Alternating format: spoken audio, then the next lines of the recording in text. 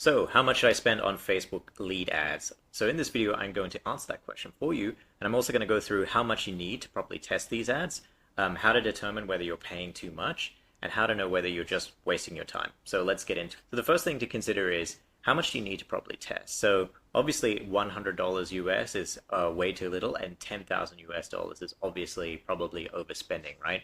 So what I find is the sweet spot for paying enough that you can get the data to make sure that you're making the right decisions, but it's not too little in that you're getting misled and you're not giving it a proper chance. It's about the 1,000 US dollar mark. So that includes most countries. So for example, if you're in Singapore or if you're in Australia or if you're in the UK, 1,000 US for me just seems to be this sweet spot in that it gives you enough time to do a couple of iterations on both the audience testing and the creative testing. So give it $1,000. So the second thing to answer is whether or not you're paying too much. So what you can really look at here is whether or not you're closing the leads that you bring in. There's no point bringing in a bunch of leads and you can't close them.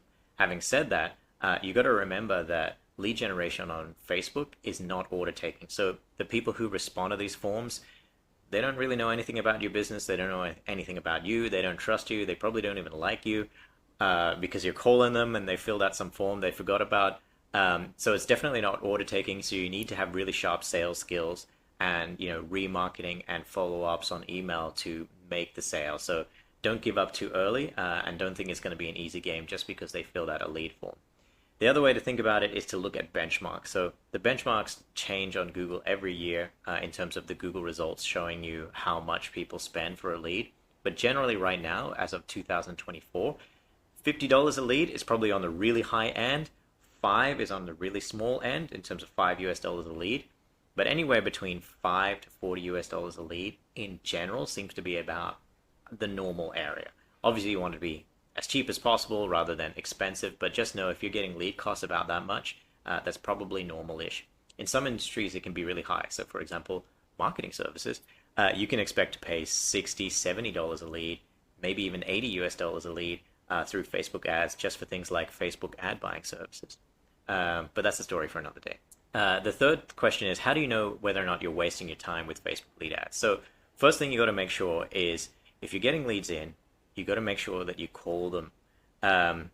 If you don't want to call the leads, you might as well take your cash and not spend it on Facebook and then just flush it down the toilet, because that would probably be maybe more fun in a kind of sick way, but at least it would save you a whole lot of time and heartache.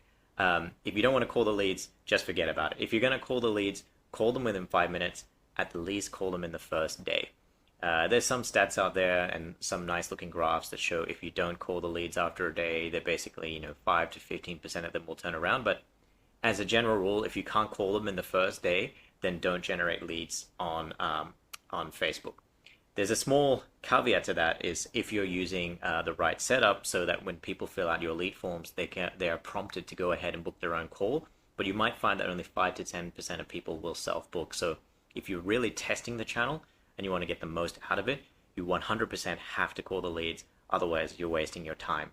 Another thing to keep in mind here is that you should probably track your numbers in a spreadsheet. So you want to see how many leads came in, how many people picked up the phone, for all the appointments that you set, what was the sit rate, all that kind of good stuff, and what was the ultimate conversion rate. If you're not tracking the numbers, then you don't really have good information to tell your Facebook ads buyer, or if you're doing it yourself, you don't really have good ideas on what might be going wrong here, whether you're getting good quality leads or bad quality leads.